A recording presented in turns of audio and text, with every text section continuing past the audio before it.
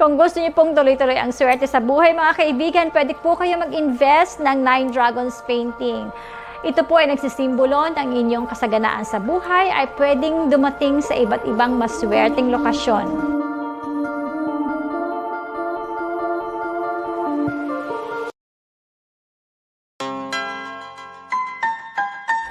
Maaari po maglagay ng mga wealth chips sa inyong bahay kung ikaw po ay isang negosyante or kung gusto mong umunlad ang inyong negosyo.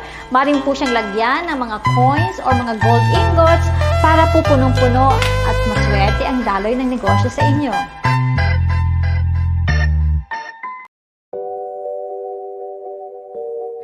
Alam nyo ba na dapat sa pagtulog, kailangan ng isang buong cushion ang kanilang hinihigaan at hindi po dalawang single bed na magkadikit lamang because yung sa gitna na kanilang patlang ay posibleng magsimbolo ng hiwalayan ng mag-asawa.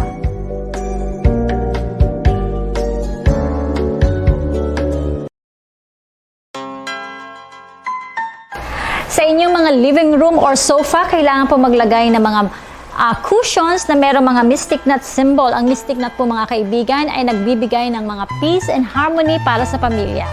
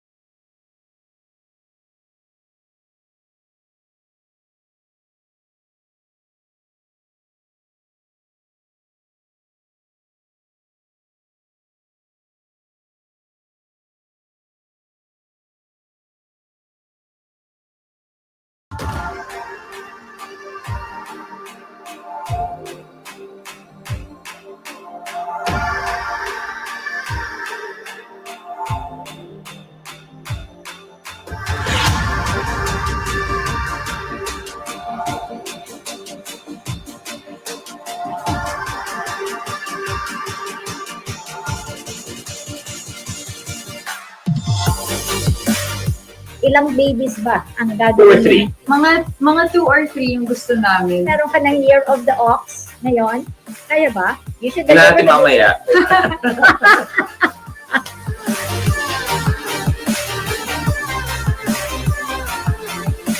I will be joined by my dearest friend, Tessa Prieto Valdez. I really think it's really just being unique to yourself, being comfortable in whatever style you have. And I think it's being true and unique.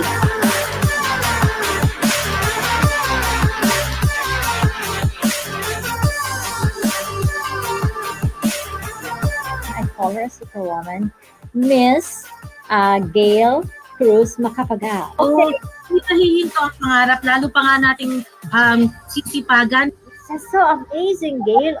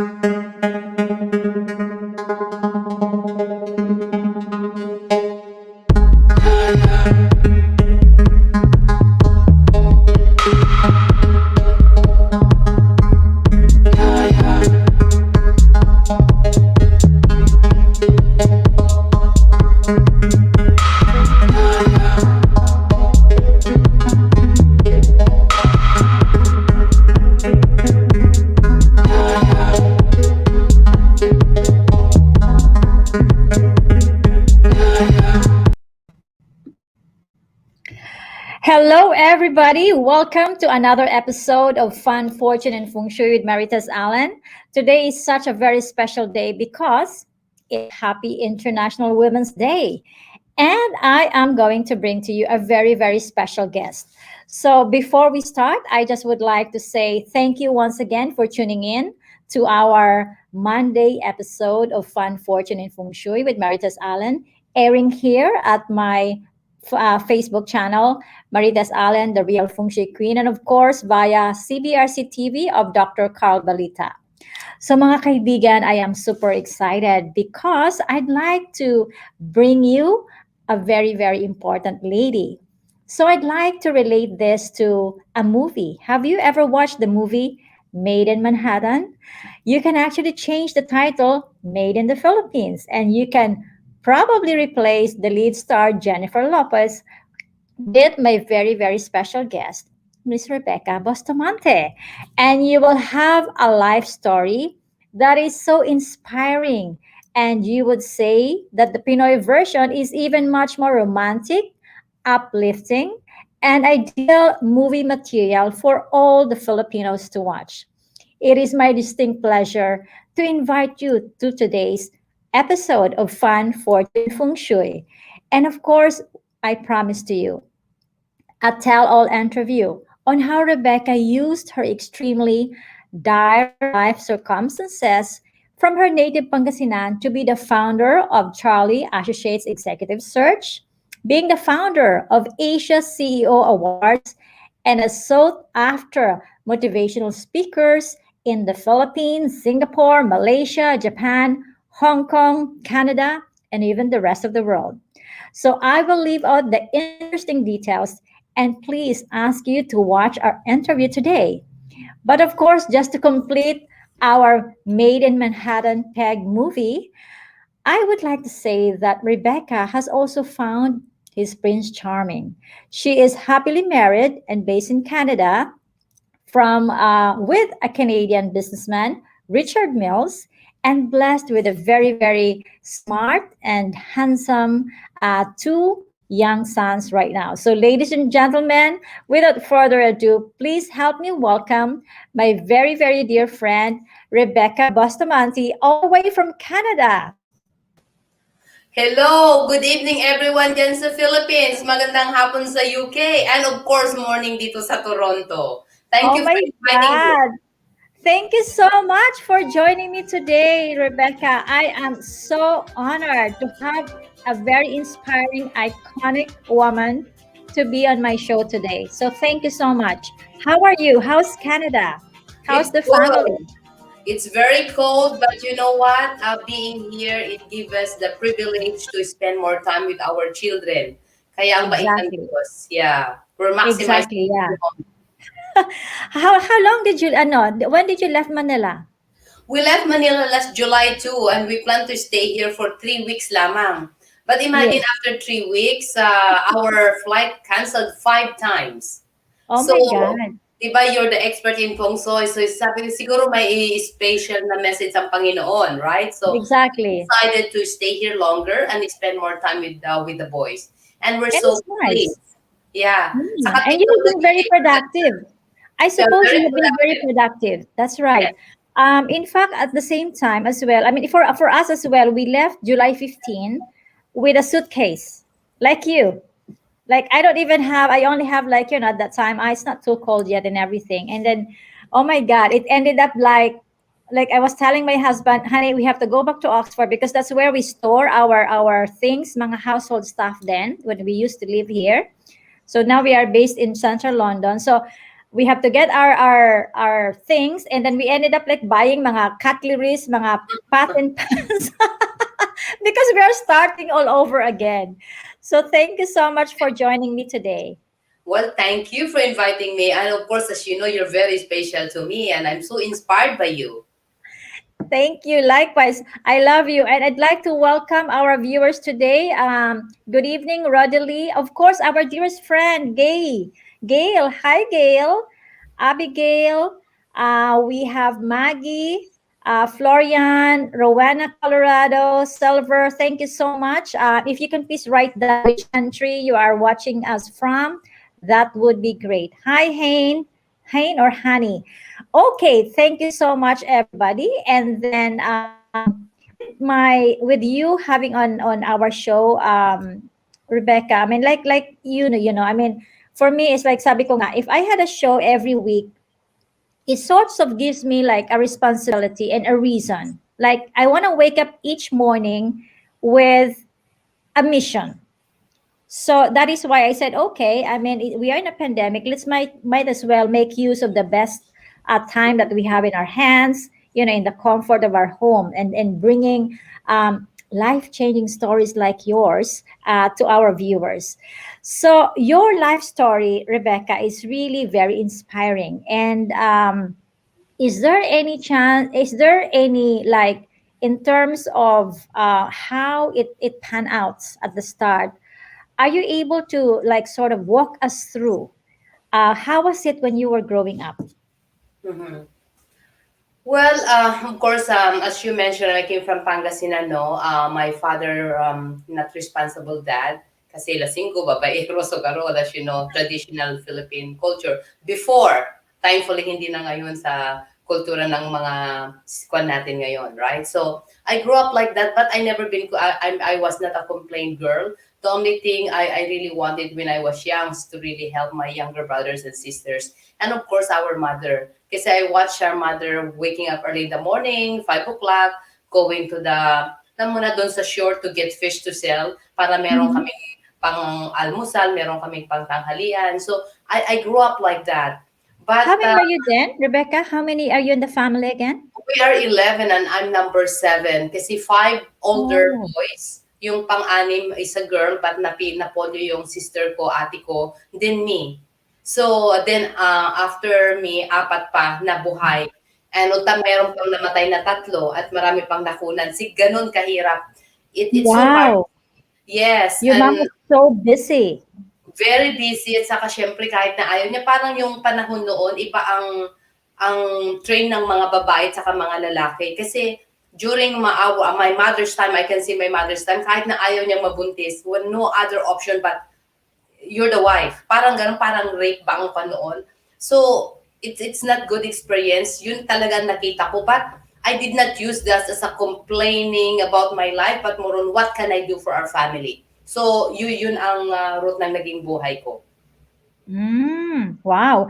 And all the siblings right now are with you in Canada, or there are siblings in the Philippines left? The older brothers, they are all in the Philippines except one end up in San Francisco. But the rest of my younger brothers and sisters here in Canada, except Father William, because he decided to be a priest and Nice. serve the community in the Philippines. But of course, he has 10 years visa, so he can come anytime. So it's beautiful. Yeah. Galing. At least ano na. So really it has changed a lot. So growing up, did you ever dream that you will come this far when you were young? Like, or you really have like parang a vision that this is what I like. When I was watching your videos, over and over again, I really like the perseverance and the attitude and the discipline. Remember when you were saying that you had to work until 11 p.m., you have 2 hours to study, you'll wake up again at 5 a.m. and start the day again. Did you ever dream that you will reach this far when you were young? No, my dream when I was young was to help my younger brothers and sisters. That's all. To really make money, to put them to school, have good food. Ganun lang ang pangarap ko sa kanila. I never dream of this. So I guess it's always God's plan. He has the plan for us as long as we do the work and we do it what's right. And I think God will give all the blessings. I think ganun lang yun. Yeah. But in your family, your family member, you are the eldest, right? I'm the number 7. Number 7. So everyone in the family has parang do they have to get married? Kasi in my family before, Rebecca, I am the number 10. We are 14. And then I remember that my sisters then, they are not allowed to get married until napapag-aral nila yung kasunod nilang mga kapatid. Was that the same thing in your case? No. Kasi there's no rules and regulation in our family. Kasi as what I told you, our parents don't have proper education naman. So, kamwat may parang ganun lang ang kultura namin. I don't know somehow bakit naging kwan ako. Like, where did I get that? I don't know why. Why it start from me? Why my older brothers and sisters don't have that kind of mindset? Hindi ko rin alam. Ba't ako nagkaroon? Is that luck? Is that nurturing ba? Is that now you tell me, ikaw ang expert. I should see your I should see your destiny chart. I'm Right? sure there's something there. I have a lot of questions too. Yeah, please. Yeah, please tell me anytime. I mean, this is a free flowing interview. So again, thank you so much to the wonderful people watching us today from everywhere. Rebecca, was there like I mean, going through life, we always go through ups and downs and challenges. Was there like a particular moment that you would say that was the worst thing that you considered in your life? Oh my God. Every day, so many challenges in life. I can tell you. But I don't focus on that. But Yes. to look back, the worst when our mother was sick. I Like see. imagine he was like she want to leave, but we don't have money to even buy her medicine. She's fighting for her life, but we cannot do anything. Like looking back, like oh my God, like now it's even give me goosebumps talking about it. Like like grabe, grabe. How young were you then? How young were you then? I was 18 years old lamang noon. I was working in the Wow. factory that time. So what can I do? I don't have a lot of money, right? Mm. So, my father doon, nagtitinda siya noon ng panay. Tatay ko noon, meron na siya nagtitinda ng karne. But still, wala ding pakialam yung tatay namin noon. I never seen him did something, kundi naririnig ko pa noon yung tatay ko na, ay, mamamatay na yung asawa ko, nagiinuman sila. Oh, mamamatay na asawa ko. Pag Really? dahil may sakit siya. Yes, and my mother hearing it. So it was not good. Those are learnings. All of those are learning for me. That's why I said, pagdating ng araw, pag mag-aasawa ko, I will make sure I will never find a man like that. See? So Wow. again, you turn that again into positive. Di ba sabi mo lang it's the energy, good energy, di ba? You said? Yeah. The energy, the feng shui is the energy that you're bringing in you. And that will Yeah. become the outcome. So It yun becomes the be reality. powerful. It becomes the Exactly. reality. Yes. Yeah. So question, because I also noticed this with with the new generation, sometimes with my children. Our children are, I would say, quite in their generation quite privileged, right? Like they never had to go through what we have to go through. Do you think that having our circumstances then, I would say it made me more tough and strong? And can you see that something as well to your children? Would you say that, anak, I was doing at the age, at my age, that which is your age now, I was already doing this. Was there a moment that you had to relate something, sometime like that? Because I did. I had to tell them, like, hey guys. I mean, I had you when I was 23. I mean, you know what I mean? Yeah. Uh, It's totally different. Totally different. Kasi I really adjusted myself to them. Okay, why? The way the kids now, iba. But I Yeah. told them, they know the story. They know, kasi I brought them They know where I came from, my family, their cousins. They grew up din doon. That's the reason why we bring them to Philippines. So alam nila yon. Bring them to squatters, pag Christmas, we did a lot of fundraising to donate sa mga condition. So sanay sila. Sanay silang walang mga tsinelas. Ginawa ko sila ganun para ma-experience talaga nila yung Oo. hirap. So now they are being here in Canada. I'm so thankful kasi parang siguro lumaki sila na ganon. Kaya sila mismo, for example, last weekend, they did fundraising for humanity here in Canada. They raised funds. Nice. In winter Wow. time, they sleep in the outside winter time 72 hours to raise money Wow. for the Wow. homeless dito. And their goal is to raise 1,500 Canadian dollar. And they did 2,500. Parang ganon. Nag-raise Mana din sa mama at papa. Mana sa parents. yung hospital sa US, yung St. Jude, they want to raise also, I think 600 and they reach 1,000, mga ganun ang ginagawa nila. So, tinanong ko ngayon ako, what keep you doing like that? Sabi nila, maybe ma'am, because what we saw in you and dad, and that's why we're like this. So, pero hindi namin sila sinasabihan na dapat ganito kayo, dapat ganito kayo. More on what our message was, be who you are, find your purpose, and work with it. Because there's a reason for you why you are in this world. normal din yung mga anak ko, ang dami rin mga challenges sila ha. Hindi dahil maganda ang buhay nila, hindi, no, no, no, no, no. That's nice. Experience din nilang depression, yung mga kaibigan. No, they're just normal people also, normal kids. Kaya, don't say na they're very lucky. Hindi nila iniisip na gano'n na I'm privileged. Hindi nila iniisip na gano'n, more on ano yung maiko-contribute din nila habang bata pa sila. So, that give us pride na sabi nga na tama pala, hindi ko alam kung tama yung ginagawa namin. I cannot say that too. Kaya, if there's some parents asking us how you raise your children, we don't know yet. We don't know if we're doing the right thing. That's right. Well, I think you are. We all are. I mean, I think all parents, as we are, we always do our best. And, growing up as well, things are different then. There are different things that how parents we raise our kids. But what, mga kaibigan, to those who doesn't know, when I first met Rebecca at one New Year's Day party at our dearest friend, my dearest sister, both our dearest sister, Marifa Zamora. Remember, that was the first time I met you in one of the, I think that was a New Year's Chinese New Year celebration.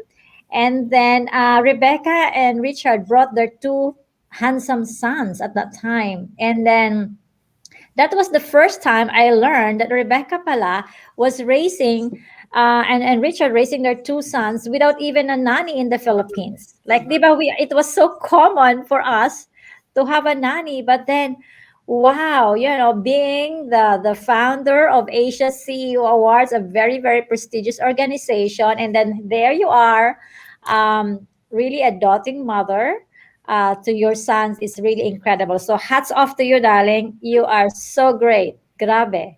Like ikaw din ha. I'm with your daughter also, your husband. It's beautiful kasi iba-iba tayo ng background, but yet we always want the best for everybody. Yes. Kasi ang ganda pag pinagsasama natin, di ba? Ang ganda yung nagiging outcome. So, ganun lang yun. It's not because I'm better than this person, but more on what we can learn and what we can contribute ng bawat Exactly. isa. Kaya ang ganda ng energy natin. Yeah, and I think because what you have started is really like it's so hard. I would say, okay, it's Rebecca's event. It's just like so hard to top. Like I cannot think of anyone. It's like Rebecca. It's a must attended event. Mga kaibigan, it's an annual event, very prestigious Asia CEO Awards. Rebecca and Richard has kindly invited me then to be one of their speakers. Through, of course, our dearest friend, Marifa Zamora. So I am forever grateful. So, Rebecca, question. Those are our mga beautiful memories with our Asia CEO events. This was sometime in January, around 2 years ago, right? No, last year lang yan, di ba? Last year ba yan? Oh my Last God. year lang yan, before pandemic. Really? Okay, I totally forgot. It's been a year now. Oh my gosh. Ang Grabe bilis. na. So, question, Rebecca, have you being successful as you are, both you and your husband, was there ever a time that you doubted yourself? Like, can I do this? Like, oh, I'm so nervous to talk to this person. Oh, so sometimes, it runs through our head. Like, if ever I write to this VVIP, will he ever listens to me? So my question technically is, being successful as you are, was there a moment, was there a time that you doubted yourself? Being human, I think I'm still human na. Don't think na because, and I don't consider myself successful too. You are. Yeah, but I'm still normal. Yes, I still experience doubting myself. I still have experience being shy. I still have experience trying to, is it the right approach to talk to this person? Yes, it's still in my mind all the time. It's just I'm controlling everything. I'm controlling the emotions. I'm controlling what my mind's saying, or what my brain's saying. So I'm in control of my life para at least magiging maganda yung outcome. But yes, all the time I still feel like that. So when I feel like that, I will ask my husband, I don't know why. He said, Rebecca, just do it. So I will just do it. Or I will say that this is a good message to share. So why should I doubt myself? Okay? Uh-huh, So mga uh-huh. kababayan, if you are complaining that sometimes you are insecure, you don't know if you're doing the right thing, just do it because that's what I'm doing. I am also human being. I'm not perfect.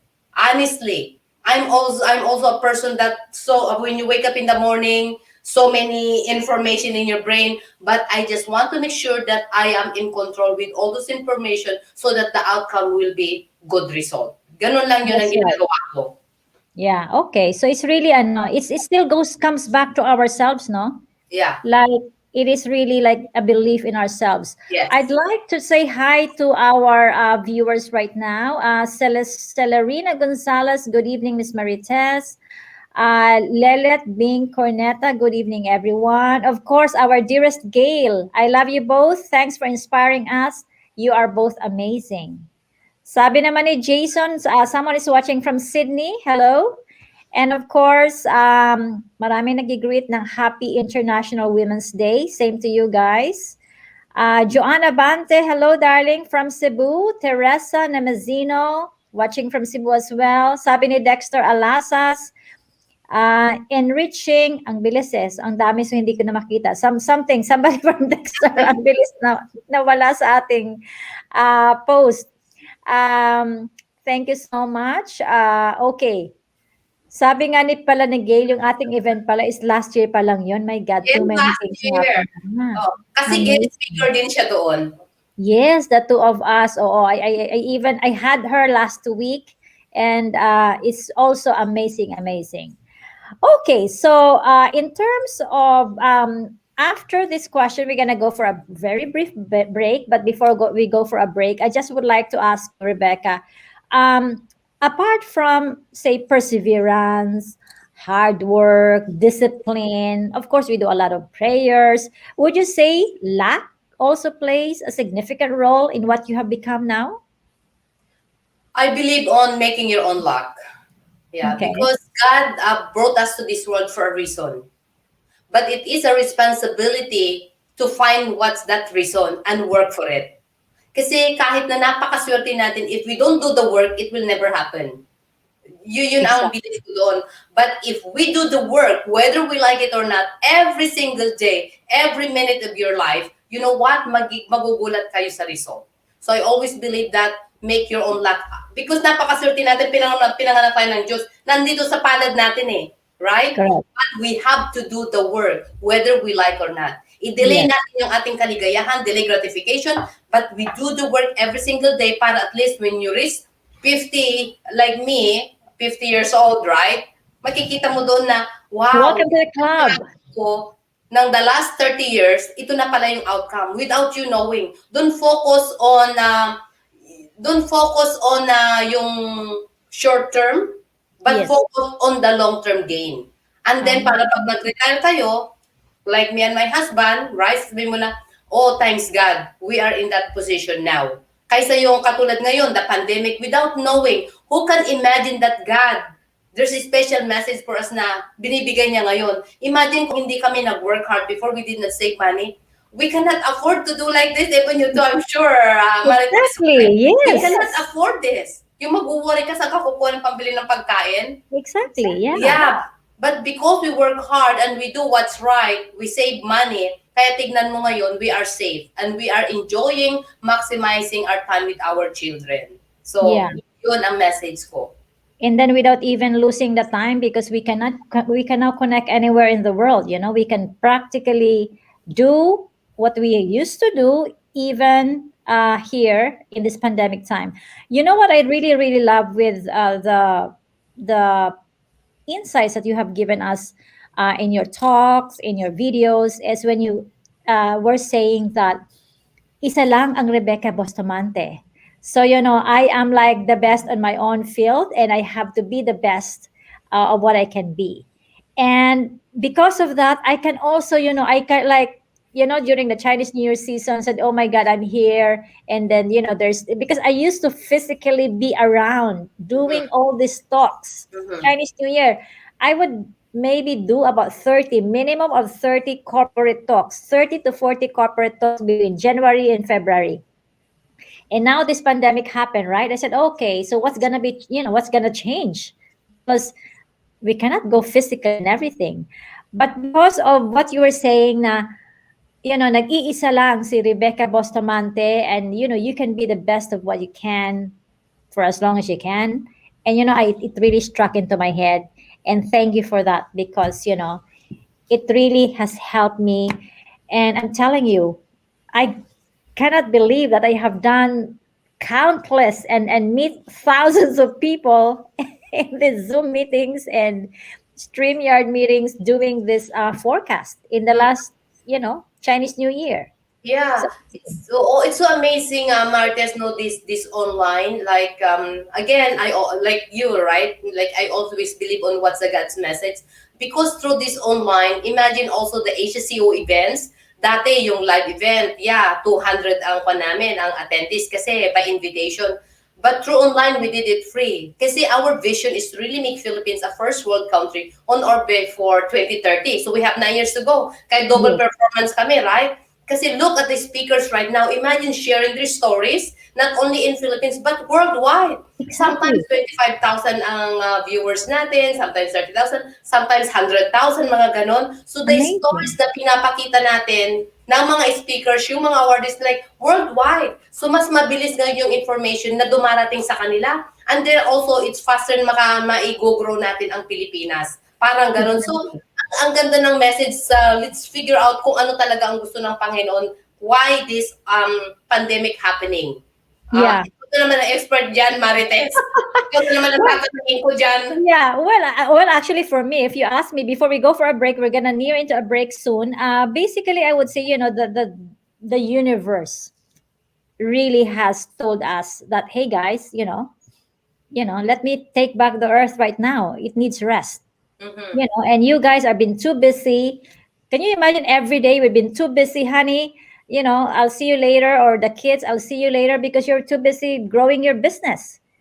And then what the universe has told us is, let me just put you back where you belong, guys. You go back to your family, you go back where you belong, and think it through. Yeah. And while it's true that there's a lot of circumstances, sad stories, challenges that has happened to many also has benefited that. And I would say it's actually our own, if you look back into our own self, it is actually our, like going back into our homes, now I know how to cook. I didn't realize I can cook. Mhm. You can do things with your own in the family together, and you can now understand your children better because you are more closer to them. I mean, I used to not mind. My husband travels a lot. I travel a lot. So we are like parang a train station, whether our house is in the UK or Philippines. But now parang I wait, hey honey, it's dinner time. It's 7 o'clock. Stop what we're doing. So honestly, it's been beautiful. The message really across in all genre is let's go back to basics. Let's come back to our family, which is really the most important thing, no matter what. Mhm. And anything else, like what you're saying, when the whole population, when the whole country collaborate and put together the strength and broadcast information like this to uplift one another, then it's already a great call. So we are not yet out of the woods. Everybody stay safe wherever you are, keep the faith and just follow the regulations. We'll be there soon. So anyways, Rebecca and everyone, we'll be right back in the next 2 minutes. Let's just play our very, very short intermission. Hey guys, it is the year of the metal ox in 2021. So please don't forget to get a copy of your almanac. It comes with very beautiful pages. This almanac is actually loaded with a lot of information. You can find out when is the best day to get married, to be engaged, to move house, to renovate, to travel, and even set auspicious dates and meeting times. And this has been developed in such a way that everyone will be guided. What are the lucky and unlucky directions for the year? What are the so-called unlucky directions or renovation rules that you cannot do in 2021. I also put some tips. What are the post-pandemic tips that everyone can do? How to declutter your home or organizing your home. So this is available at freega.co.uk. Hey guys, your much awaited 2021 year of horoscope guides, planner, and almanac are now available at www.freega.co.uk. These are loaded with a lot of information to guide you for the rest of the year, be it your health, wealth, love, or career. So please head now to www.freega.co.uk and make it your special gift to someone you love or even to your friends or family members. See you at freega.co.uk. Ayan, thank you so much. Mga kaibigan, I'm Rebecca. We would like to welcome our viewers. Happy International Women's Day watching here from Tagum, Davao. Kay Julita, we have Ann Flores, Zareen Oredara. Hello, thank you for watching. Gina Nakayama watching from Japan. We have Song Anna. Thank you so much. Thank you to everybody. By the way, mga kaibigan, this is your chance. If you have question with our dearest guest, Rebecca Bustamante, you can practically write down your questions over here. Bihira lang po itong mangyari. She's all the way from Canada and then ginising ko po siya ng maaga. It's too early there. So thank you so much for joining us. So Rebecca, your life story is one of self-reliance, motivation, and hard work. Is there any aspect where you think, good luck, feng shui, perseverance, achieve, and met any of your goals? Or are you a feng shui follower pala? Did you by ever chance? Yes, I believe on feng shui. Kasi kaya kasi the good energy, laging ganun that energy that you bring in yourself, yung pagising mo sa umaga, yung open windows para yung sun will come into you, how you arrange the house, yung pagpasok mo pa lang, ano yung kailangan makikita ka agad. Tapos, minsan, di ba, may bahay kami na yung dire-diretso yung pag-open mo, dire-diretso. So, pag dire-diretso, kailangan maglagay ako ng blockage para at least yung lock hindi lalabas. Mga ganun. Follow all those things. Kasi I believe in that. Oh, thank you so much. Wow, wonderful. Question, what is a typical day of Rebecca? Like, during this pandemic, or pre and post pandemic. Like, for example, pre and during pandemic, what is your regular day for you? Like, do you work Monday to Friday and you say Saturday, Sunday is family? How was it? How is it? Yeah. Well, our being working here with the Manila time, right? So it's totally different. So we wake up early in the morning hanggang magtatrabaho kami ni Richard, Toronto time, right? So 6 o'clock in the morning sometimes because of this Zooming until 10 o'clock Manila time. So that will be until 11 p.m. Manila time, which is morning Toronto time. Okay. Then we will start working again in the evening dito ng, let's say, 6 p.m. our time. That would be 7 a.m. Manila time. Na So you can hanggang catch up. dos ng hapon na naman doon. So, ganun ang oras namin. But it's so nice kasi our younger son moved in with us in our home. Okay? So, God is so good kasi yung anak namin yun, Tagalog ko para hindi niya maintindihan. Talagang he gone through, hindi namin we did not realize na talagang nahirapan pala siyang umalis kaagad sa family. How old was he? Depression, 21. Pero umalis siya when he was 18. But talagang we thought na pag umalis siya 1 year yung adjustment. But hindi pala. Akala namin he's fine. He's not telling us. Pero alam namin na malungkot siya. But sabi namin, have lots of friends, activities, you'll be fine. Without knowing, nung nandito kami, nakita namin talaga na yung lungkot niya na kailangan pala niya yung magulang niya. So, ang bait ng Diyos kasi naka-recover siya. Yeah, he start taking pills. Kasi yung depression, nagpipil siya talagang parang iba yung direction niya. But being here ngayon, we're so thankful kasi we're able to spend time. Nag-move in siya sa yung basement namin, yung kanyang apartment. Para meron siyang privacy din at the same time. So, of course, so I end up making food for him, tapos doing his laundry, spending time with him. Nag-exercise kaming dalawa, kaya ngayon siya ang coach ko sa boxing. Kasi yung That's nice. so yun ang ginagawa namin. So it's beautiful. Tapos yung Wow, weekend namin, wow. hindi ka rin pwedeng lumabas. So we maximize just spending time with their children talaga. And then zooming ang with the ganda, no? families pag weekend. Ganun lang ang kwan namin dito. Oo. Really. Kaya Wow. it's still good. It's still very, very good. So ano ka, I think all of us really has, I would say, has a special experiences, especially with the family. I can relate to you because I have 2 boys and 2 girls. Mhm. And like what I said, when they were growing up, it's different from my time. Mhm. And here also, when they are 18, they can be on their own. It's like the way it is. And I didn't realize, do you know that in England, apparently there's over 1 million, you know, suicidal cases, mental cases, because it's very cold. Some kids are on their own. It's pandemic. You cannot get out. They live in a very small spaces, so it really affects their mental, thinking. And having with a family close by them really helps. Mhm. And honestly, sabi ko nga, wow, looking back in the Philippines, you have all this team of people working for you at the office. Sabi ko, okay, it's payback time. Yeah. You guys work for money. Do this for me. Do this for me.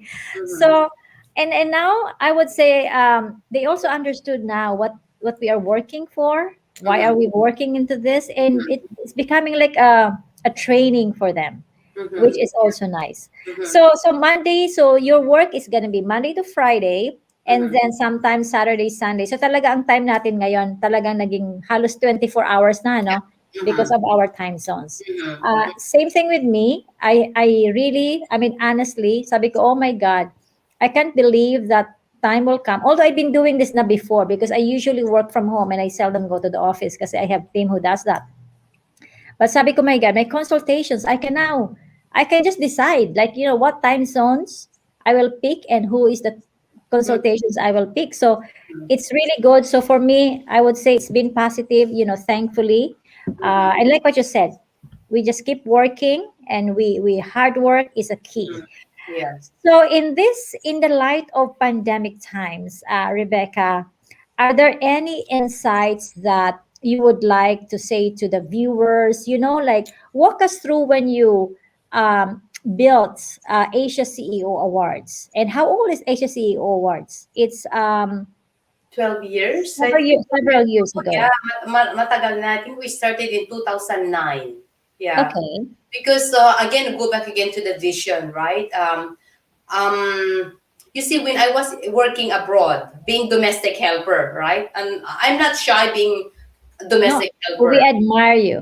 But we experienced, talagang nakita ko yung how we were treated talaga na, sabi nila, yung mga information na naririnig ko, na-experience ko, I didn't enjoy it. And also in 1986, if you go back in 1986, yung Webster Dictionary, ang meaning ng Filipina domestic helper. So I always, Really? yes, and Wow. always wanted na Okay, pinaglaban ko yung talaga na pagdating ng araw, ipapakita namin sa buong mundo na kaming mga Filipina, we are good people. That is just a stepping stone for us to achieve what we want because of love for our family. So, kaya from Singapore to Canada, talagang nag-work hard ako. Nung na-reach ko na lahat yung mga sa pamilya ko, that's why we went back to Philippines. Why we went back to Philippines? To really market Philippines. And it's so good that I married white skin. I like you, Marites. Ay, isa pa yan. Mama White naman skin. kaibigan, she has a very funny story and cute story about his Prince Charming. Kasi may reason yun, We Marites. need. Okay. Okay. Kasi the white skin, they can market us. Kung tayo ang nag-market ng Philippines, nobody believe us, right? Pero kung ang puti ang nagsalita, everybody will listen. Di ba totoo yun? That's Yes, the yes. reality. So Richard really is so good in marketing Philippines kasi he really love us and respect us. Pero totoo naman yung sinasabi niya talaga kasi I brought him to Philippines in 1995. So Wow. nakita niya talaga kasi ayaw niyang maniwala na mahirap lang ako. Kasi when he met me, oh no, I cannot talk that yet, sabi mo ganun, right? But ganun, kaya yung HCO events, talagang sinet up namin yan to market Philippines, to make Philippines a business hub in Asia, right? To encourage investors to invest in Philippines, to create jobs. Because when we do that, Philippines will become a first world country. When? 2030. Yun ang talagang ginagawa namin. Filipinos don't like to be recognized dito because we are so humble. Ay, ayaw kong ipasabihin na achieve. Nahihiya, oo. Baka sabi mayabang ako, but it's not. Because when we recognize our achievers, they are the example for the future leaders. Para natin mahihit natin yung target natin, First World Philippines. Yun ang reason bakit namin ginagawa yun. Successful, grabe, no? So, is the Asia CEO Awards always have the event in the Philippines or you go around Asia? Well, they wanted us to go out Asia. Dami nang nag-offer sa amin. Dami nang pati mag-franchise. But no. Because our focus para sa Pilipinas talaga. But they are welcome to come and join us in Philippines. Oh, that's nice. The goal talaga. But Yeah, siguro nag-retired na kami and somebody will take over and they want to do that, nasa kanila na yon. That's right. That's right. I mean, I can understand because, like what you said, you can practically franchise it. And then, the rest of the country can make it like an Asian, activity every year. I mean, recognizing the Asian women Yeah. or men and women, I would say. Is it going to be a men and women? Yeah, men and women. Yes, of right. course. Yes, it is. Oh. Oh, Did yeah. you start with All genders. all genders? Yeah. Okay. Yeah. And then mga kaibigan, kung may question po kayo dyan, if you have questions with Miss Rebecca, please don't be shy. Write it down and she's gonna be very kind to answer that. Now, ito na yung kwento ng Prince Charming mo. How did you manage to find your very, very nice and very kind and very supportive, good-looking husband? Wow, you see, Kwento ka. yeah, okay, this is a real story. Because of difficulty of our mother, nakita ko talaga yung hirap niya. Nakita ko rin yung tatay ko and I don't really appreciate it and I don't like to be like my mother. Sabi ko, ayaw kong ma-experience yung experience niya. So I decided to find the man that I want to marry. So I read books. Yung unang book na binasa ko, 101 Ways Women Should Know About Men, para alam mo kung paano i-approach yung lalaki. Yung pangalawa, How to Marry the Man of Your Choice. Binasa ko talaga yun back to back. Pagkabasa kong ganun, sabi ko, okay, these are my expectations for a man. Ay, syempre dito naman sa Toronto, you also stayed in Vancouver. Marites, alam mong, Yeah, we got married in Vancouver. Asian, gusto talaga nila tayo, but I make sure that I don't approach anybody or kahit na in-approach nila ko, ayaw ko. Naglalakad nga lang ako nung kasi I used to go to the YMCA dito, so talagang lalo pag summer, right? They will approach you, they're driving this up, they give you their business card, but no. Kasi I don't like to just go out with anybody because number one, my time is very precious. Wala akong time to go out for dinner. I can afford that, don't worry about it. But when I was 27 years old, sabi ko, it's time for me to settle down kasi gusto ko rin magkaroon ng family, okay ng mga kapatid ko. Kaya talagang, yung friend ko sabi niya, Rebecca, this guy is qualified din sa expectation mo. Sabi niya. So, chinek ko yung background niya. Sabi ko, ay, pasado nga siya. Yes, ni-research ko siya din pasado. Dahil pasado, so I called him up. Ako ang tumawag sa kanya. You called him? Yes, I was the first one who called him. Then Oh, ladies, you can call pala. And this was 1990s? This is 1994. In Oh, 1994. our ladies, I think that you was can't in anything. 1994, yes. So I Okay, called him. game? Tapos nung nag-first date namin, in-invite ko siya sa YMCA, yung gym, right? And nakita niya ako that I was driving a Volvo. So, tapos nung pinar ko, pagkuha niya, and I'm wearing, I think, white. Alam mo na yung t-shirt lang na white, tapos na long skirt na white. So, very simple. Para akong si Jacqueline Onassis. Onassis, wow. Kenny. Very powerful. So we just short. So I make, because of the book, I know how to ask opening questions, make him feel good, na parang natural questions, parang ganun. So he enjoyed. But I paid from the first date kasi ako ang nag-invite sa kanya eh. The second date, ako na naman nag-invite. I invite him to the church to really check kung talagang he's okay. So again, I paid. third date na naman, I think I invited him to watch Saigon, yung Miss Saigon na Yeah, Miss Saigon. you know, Miss Rhea. talagang bumili ako ng ticket na first class. Ang mahal nun. Kasi mga kaibigan ko dati sila yung mga performers. Oo. So he feels so good. Sabi niya, wow, iba to ah. Then he went visit me to my apartment. Tapos, wow, sabi, parang hindi siya maniwala. Tapos nakita niya yung mga achievements ko, yung mga certificate ko, kasi I was in sales doon. Tapos yung mga books na binabasa ko, so talagang nakita rin niya, so he was so impressed. Right? Parang ganun. So to cut the story short, talagang he think that I'm a very good woman na hindi pa raw niya na-experience to go for a date for all women like me who pay for the na ako nagbabayad, ako nag-a-arrange lahat ng mga kwan, tapos I'm a happy person. Yes. Tapos parang gano'n na nangyari. To cut the story short, after 3 months dating, sabi ko, we get along very well, right? Would you like to live together for 1 year tryout? You asked him that. Oo, 1 year tryout. Tapos sabi niya, Oh sure. my God. So, You are so okay. forward. I didn't know that Rebecca Bustamante can be forward. Diba? Okay. Life is too short. Tapos sabi niya, sure. But 1 year lang, sabi ko. If 1 year hindi mag-work out, we need to separate. Find our own way. Sabi niya, sure. But in Really? that 1 year, I make sure na I add value to his life. Hindi ako liability, hindi ako yung demanding, no. I make sure na talagang contributor ako sa kanya. And then, chinecheck ko din ang kanyang background, talaga yung personality niya, he's a right guy ba? Talagang, it nag-click naman talaga kami. Then, of course, before natatanungin ko siya ng 1 year, I want him to see where I came from talaga. Kaya ko siya dinala sa Philippines. Kasi ayaw niyang maniwala na mahirap lang ako eh. He don't have the clue.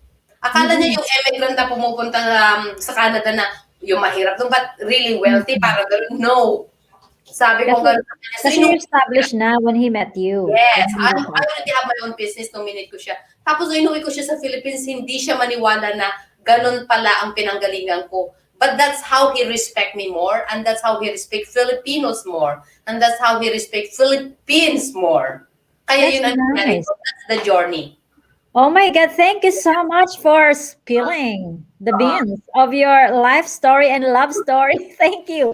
So, ladies out there, don't forget, you can actually begin first. The tip is read the book, 101 Ways Women should know about men, Women Should Know About Men. And the other one is how to marry the man of your choice.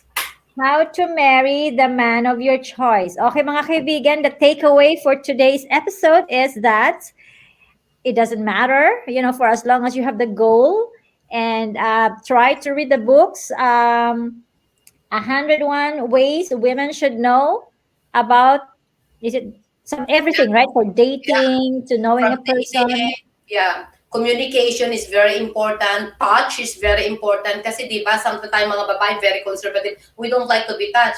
But Yes. how the man say that you like him if you don't even like to touch his hand? Yes, How you yes. where you put your hand? Mga ganun lahat Yeah. yung mga techniques na ganun. Or by smiling, by listening. Mag ganun Yeah. lahat yun.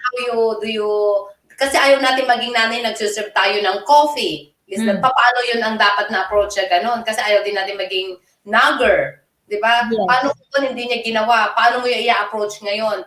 By making him feel excited to throw the garbage, mga ganon. May mga tips na ganun. That's why me and my husband talking on preparing a book called Land Your Man. That's Oh my nice. God, that's so That exciting. is so incredible. And you can interview all other like us, how a Filipina married to a Caucasian or another nationality, how you made it happen. It would be nice. In fact, mga kaibigan, in the coming weeks, my guest, forthcoming weeks will be Dr. Margie Holmes, and we'll have Rosemary Bosch Ong, and of course, we have Christina Babaw as well coming over in the coming weeks. So mga kaibigan, I'm so excited. What are your questions? Meron nagtatanong dito. If your life is to become a movie, would you allow it to be, created into a movie? And who would be your Rebecca to land the role as Rebecca. One is suggesting as si Pokwang, our good friend Pokwang, is really a perfect one. She's funny. She's incredible. Would you? Yeah, why not? Like for example, in fact, MMK interviewed me. I think Yes. it will be shown twice. I think this month because it's a Women Month. Really? Ang Oh, nagkakon MMK. doon si Angeline Quinto. Okay. Angeline Quinto is the main actress, and she's also a very down to earth girl. I Yes, of spoke to her course. na we talk about my story, tapos yung story din niya, napakaganda ng story. So this is airing. Okay, Rebecca, this is, okay, mga kaibigan, Rebecca is going to make an announcement. So there is an MMK story coming up. When is it going to be shown? I think, I'm not 100% sure, but I think itong March 13 and March, yung two last Saturdays yata. Kasi 2 episodes. Okay. Oo. Yun. Wow. And this is about your life story. Yes, that's what they said. So I don't know kung ano magiging outcome. Okay? So I'm not guaranteeing na 100% Oh, wonderful. story ko yun, ha? Okay. Yes, yes. I don't But know. that is incredible. No, no, no. We love stories like that. It really has, it opens our eyes. It makes us more excited. It makes us more inspired. And the comments here is that Rebecca, you are one genuine woman, human as you one genuine woman, human as you are. Thank you so much for sharing your story. Great story, Lucky in Love. Hi from Cebu, very special. Sabi ni Emiliano. Nagi, hello. Benedicto, thank you for watching. JV, Caramello, thank you so much for watching. So mga kaibigan, we are reaching the end of our interview in the next 5 minutes. Where can we find Rebecca and what's next for Rebecca? Okay. I have a book, okay, a personal book, so that you can really download, and it's for free. Get it www.rebecca-bustamante.com. You can share to all your friends. Nandun yung way ko, how I started, and what's the outcome. What's the title of the book, Rebecca? Guys, can you please flash it in? Rebecca Bustamante.com, right? Yes. The title of the book is Made to Made. Ang ganda ng book na yun kasi yun ang journey ko na kung paano ko, yung mga steps na ginamit ko, paano ako naging successful. So you can download that, you can share to your friends, especially mga estudyante, okay, to give them hope. Please download at i-share nyo sa kanila. Yun ang nire-request ko para lang makabangon tayo, mabilis ang pagbabangon natin. Yes. So it's the Made to Made, a downloadable book. Available po siya mga kaibigan, that's free. A very inspiring story about Miss Rebecca. She also has a show about her story maybe that's coming out for MMK. And then when are you going to come back to the Philippines? Do you have any idea yet? Are you going to have your vaccines there? Yeah, that's what we're looking at. We will go back once the vaccine is already okay. Also in the Philippines. But because of this technology, the events is happening online at napakaganda ng outcome. So might as well continue and maximize back-to-back para at least at the same time we can also maximize spending time to our children. Kasi lumalaki, like imagine, ayaw na sa amin, may mga girlfriend na mamaya pag may asawa na, ayaw na sa amin. So might as well maximize that as much as we can. Kaya in terms of going back to Philippines, we don't know yet. It's still somewhere out there. Pero pag yung na babalik talaga kami to continue marketing our country. Because tayo kailangan magtulong-tulong, have hope, work hard. Kasi when you work hard, you help yourself. When you help yourself, ma-achieve natin yung first world Philippines. Yun, tayo talaga ang gagawa doon. We cannot depend on the government, but what we can do for the government. Kaya alam ko wala pa tayong mga vaccine, but if you stay healthy, yung mga distancing, as long as we follow, we will be talagang safe. Kaya mas maganda na nga ngayon kaysa noon during the Spanish, di ba meron tayong Spanish flu? That was how many millions died. So ngayon, control dito. Kaya makokontrol natin to. Gumawa tayo ng paraan, tulungan lang natin ang sarili natin and we will be fine. Yun ang wangko sa ating mga kababayan. Yes. Wow, what a very, very nice conversation with you today, Rebecca. Thank you so much. Send my love to the two boys and to Richard. I saw him like passing by earlier. Say hi to him. And mga kaibigan, thank you so much for your company. And of course, you can see us every Monday bringing to you life-changing stories from our dear friends. A great day to start your Monday. So that's gonna be every Monday here in Fun, Fortune, and Feng Shui at 7 a.m. New York, 12 noon London, and it's 8 p.m. in the Philippines. You can also see me every Wednesday at Sunny Laragan Show, again, 12 noon here in London. And on Friday po, mga kaibigan, that's for our Friga Fashion Fridays. So, you can always see us. And yun, until next week, mga kaibigan, I wish you the best of luck. And I'll send you my love. And thank you once again for tuning in. Rebecca, thank you so much. And to everybody who's watching us right now, I will see you soon. And thank you so much for your inspiration, Rebecca. I love you. Thank you very much. Thank you for inviting me. Thank you mga kababayan. Ingat kayo. Bye. Cheers.